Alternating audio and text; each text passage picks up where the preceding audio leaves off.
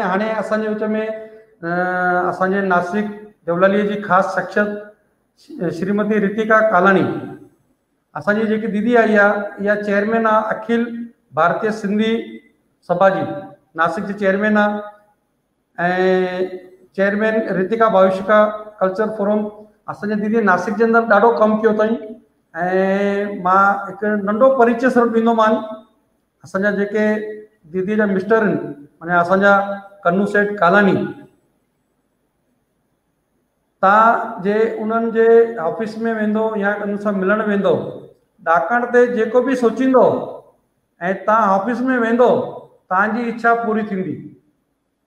माना थोरे जे अंदरि सम्झी वञो त असांजा कन्नू सेठ सिंधी समाज जे अंदरि कंहिं बि ॻाल्हि लाइ कॾहिं बि न चवंदा आहिनि ऐं सभिनि खां पहिरियों अची अॻियां बीहंदा आहिनि, तव्हांखे छा खपे, कीअं खपे, छा कयां।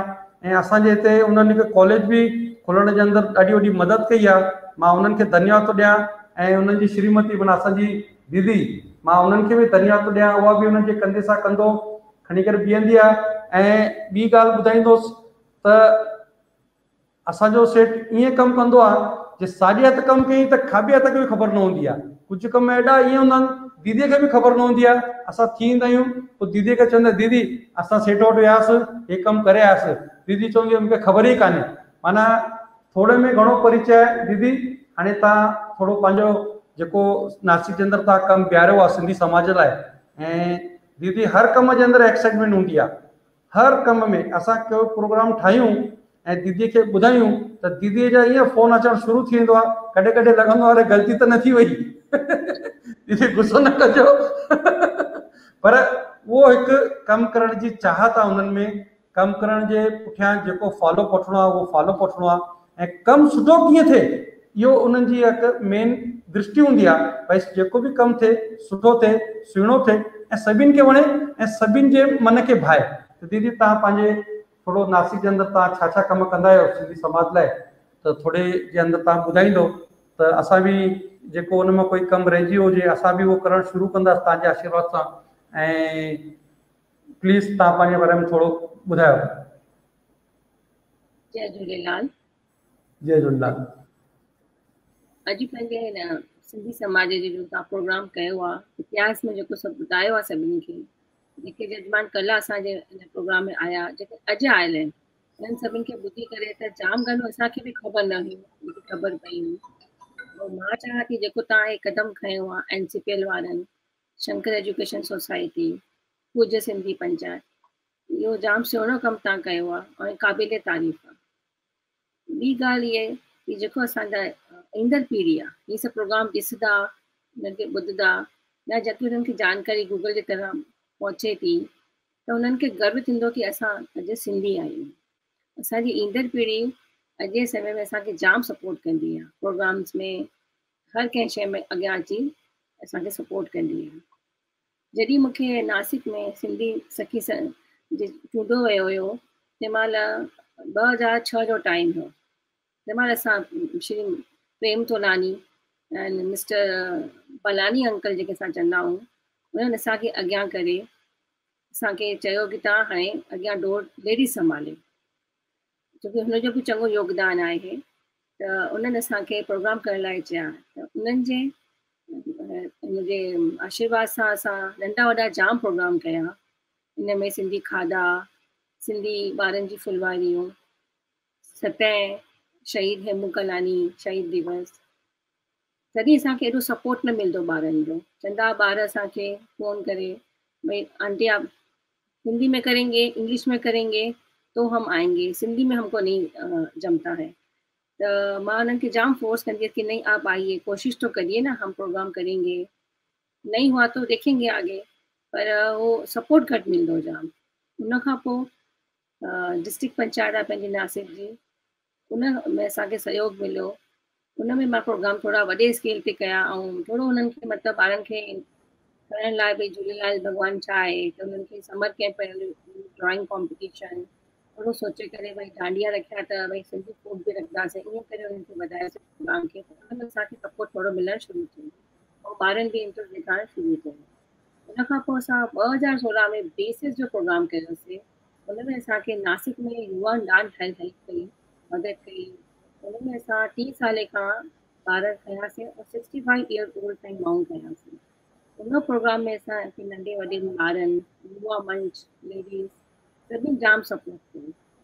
और उन प्रोग्राम में असां टॉपिक खयासीं भई बेटी बचाओ या यंगस्टर जा जेके प्रॉब्लम आहिनि रंगारंग प्रोग्राम कयासीं। उन प्रोग्राम जी सक्सेस असांखे ॾाढी मतिलबु नासिक लाइ असांखे ॾाढी मतिलबु सुठी रही। हुन में 2-2.5 हज़ार माण्हू ॾिसण आया, अॻे स्क्रीन ते कयोसीं, BSS जा सभु जजमान आया, सभु आया, दादी सभु आया। उन खां पोइ असांखे पाण ई फ़ोन अचणु लॻा कि तव्हां हाणे नेक्स्ट प्रोग्राम कढी था रखो या तव्हांखे छा हेल्प खपे। युवा पीढ़ी भई अची करे मदद करणु पाण अची चाहे थी, लेडीज़ जा प्रोग्राम आया। असां इहो सभु ॾिसी करे नासिक में मूंखे लॻे थो शायदि इंडिया में पहिरीं दफ़ो सिंधी क्रिकेट मैच रखियो। उन मैच में असांखे लेडीज़ जो चङो सपोर्ट मिलियो। उन लेडीज़ कोच बि हुयो, असांखे ख़बर बि न हुई कि नासिक में अहिड़ी लेडीज़ बि आहिनि जेको कोचिंग बि करे सघनि थियूं या रांदि करे सघनि थियूं। हुन में असांखे सुभाष हाई स्कूल जो सपोर्ट रहियो, हुन असांखे प्लेग्राउंड ॾिनो। हुन में असांखे जाम मतिलबु नाला आया, बैडमिंटन मैच रखियोसीं। हुन खां पोइ असां एनसीपीएल सां कनेक्ट थियासीं। एनसीपीएल में मनिहाल जो असांजो प्रोग्राम असां गॾु कयोसीं। हुन में 300 ॿारनि सां रंगारंग प्रोग्राम कयूं। हुन में बि जाम असांजे मतिलबु नासिक जी तरफ़ां 300 ॿार कयनि त वॾी ॻाल्हि आहे, सिंधी ॿार। उन खां पोइ असां वरी पंहिंजो छेज डांस रखीसीं, सिंधी दिवस ते अप्रैल ॾींहुं। उन छेज डांस में बि 200 लेडीज़ अची करे स्टेज ते गॾु आहिनि। हुन में वॾी ॻाल्हि इहा थी कि पंचवटी, नासिक रोड, नासिक सिटी, देवलाली, नासिक खणी करे असां डांस कयोसीं। पहिरीं दफ़ो थियो आहे कि सॼो नासिक अची हिकु स्टेज ते लेडीज़ डांस कयो। लेडीज़ जाम सुठे नमूने ॾेखारियो कि भई नासिक में बि छेज डांस ईअं जीअं चइनि था कच्छ में थींदी आहे या गुजरात में थींदी आहे, पर असां महाराष्ट्र में बि करे ॾेखारीसीं। हाणे इहो आलम आहे कि ॿार अची करे पाण अची करे हेल्प कंदा आहिनि। इहो बि चवंदा आहिनि कि असां छुटियुनि ते पोइ हूंदासीं पर असां प्रोग्राम कंदासीं। मतिलबु नासिक लाइ ॾाढी सुठी ॻाल्हि आहे कि हाणे मूंखे कंहिंखे बि मतिलबु हिकिड़ो ख़ाली प्रोग्राम जो तव्हां ख़ाली नालो लिखो, हुन में तव्हांखे जाम सपोर्ट ईंदो आहे। लेडीज़ थियनि, असांजा भाउर थियनि, लेकिन नासिक में ॿिया बि भाउर चङा आहिनि जेके असांखे हेल्प कंदा आहिनि, मदद कंदा आहिनि। इन करे मां चाहियां थी कि इतिहास असां चयूं था कि इतिहास आहे, उहो इतिहास खे असां खणी करे अॻियां जेके ॿी ॻाल्हियूं आहिनि नासिक में उन्हनि खे खणी करे अगरि असां ॿारनि खे सेखारियूं त ॿार चङो इंट्रस्ट ॾेखारींदा आहिनि उन्हनि में। मां 2 ॻाल्हियूं इहे चवणु चाहींदसि। हिकु त भई असां सोचियो आहे कि सिंधी गुरमुचो जेकी सिंधी कढ़ाई थींदी आहे उहो हाणे लुप्त थी वई आहे। जीअं हाणे असांखे दादा जन चयो कच्छ में सभु थींदो आहे, कच्छी ऐं सिंधी कढ़ाई जाम मिलंदी जुलंदी आहे, पर सिंधी कढ़ाई लुप्त थी वई आहे। त उनखे अॻियां अची करे असां नासिक में इहो कमु कयूं, लेडीज़ खे हिकु आत्मनिर्भर बि ठाहियूं, उन्हनि खे सेखारियूं, उन्हनि खे अॻियां कमाइण जो तरीक़ो या उन में बुटीक ते बि अची करे जीअं खे उनजी नालो बि थिए कढ़ाई, जो कि हिकु आर्ट असांजी हीअ बि आहे सिंधियुनि जी। त इहो हिकिड़ो सोचियो आहे। लॉकडाउन जे करे थोरो कमु पुठियां आहे। लॉकडाउन खां पोइ असां सोचियो आहे कि सभिनि खे जोड़े करे पोइ इहो बि कमु असां कंदासीं। बाक़ी मां चाहींदसि कि भई एनसीपीएल जेको क़दम खयो आहे, असांजे रतन बा नालो ई रतन का कमु रतन वांगुरु अथसि। चवंदा आहिनि हिकिड़ो रतन हिकिड़ो क़ीमती शइ थींदी आहे, त उन्हनि बि असांखे सपोर्ट चङो रहियो आहे। हिन प्रोग्राम में बि जेको उन्हनि सभिनि खे अॻियां अची करे कयो आहे इहो सभु, त इहो हिकु तारीफ़ क़ाबिल आहे। मां तव्हांखे जी शुक्रिया। दीदी धन्यवाद। सभिनि जे जुड़ण सां कमु थींदो आहे। तव्हां जेकी ॻाल्हि ॿुधाई उन ॻाल्हि जो मां तव्हांखे मिसाल थो ॾियां। कुदरत जे अंदरि सभु शयूं आहिनि ऐं कुदरत सभु पंहिंजे पंहिंजे हिसाब सां सभु असांखे सेखारींदो आहे, पर असां उनखे ॾिसणु न चाहींदा आहियूं या ॾिसी न सघंदा आहियूं। जीअं फल थींदा आहिनि, फल सभु वणनि ते लॻंदा आहिनि। जीअं अंब थी वियो, जैतून थी वियो, जेके बि ॿिए फल आहिनि उहे वण ते लॻंदा आहिनि। ऐं कुझु फल तव्हांजा ज़मीन जा ईंदड़, उनखे जीअं फली थी वई, अदरक थी वियो या जेके कचालू वग़ैरह जेके इहे सभु ज़मीन अंदरि थींदियूं। उनजा 1-2 कारण, जेके वणनि जा फल मथे ईंदा आहिनि उहो पाण न खाईंदो आहे, विराईंदो रहंदो आहे, त उनखे माण्हू पाण ई संभालींदा आहिनि। हाणे तव्हां जेको पहिरियों कष्ट कयो पिया, माण्हुनि खे उहो सम्झणु न पियो अचे, पर हाणे तव्हां फल वांगुरु आहियो। हाणे माण्हू पाण ई तव्हांखे ईंदा, तव्हांखे खाद पानी सब तव्हांखे संभालींदा, छो जो उन्हें ख़बर आहे दीदी जेको करे थी असांजे लाइ थी करे। त मां तव्हांजो धन्यवाद आहे। ऐं कुदरत अंदरि इहो सभु लिखियल आहे, जेको ॾींदो उनखे सभु मिलंदो, जेको लिकाए रखंदो कुदरत उन खां छीने वठंदी आहे। जीअं फलीअ जो वणु फली ईंदी आहे कढंदी आहे, पर उनजो वणु मरी वेंदो आहे, माना उनजी उमिरि ओतिरी आहे जेतिरी उमिरि हू पंहिंजे पाण खे लिकाए थो सघे। त जेको पाण खे ज्ञान आहे उहो विराईंदासीं त वधंदो, ऐं जेको ज्ञान लिकाईंदो त उहो मरंदो। इहो सिधो सिधो कुदरत जो नियम आहे, असां उनखे ॾिसंदा न आहियूं।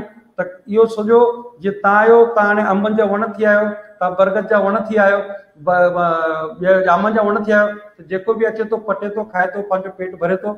सदाईं तव्हां विराईंदा रहो।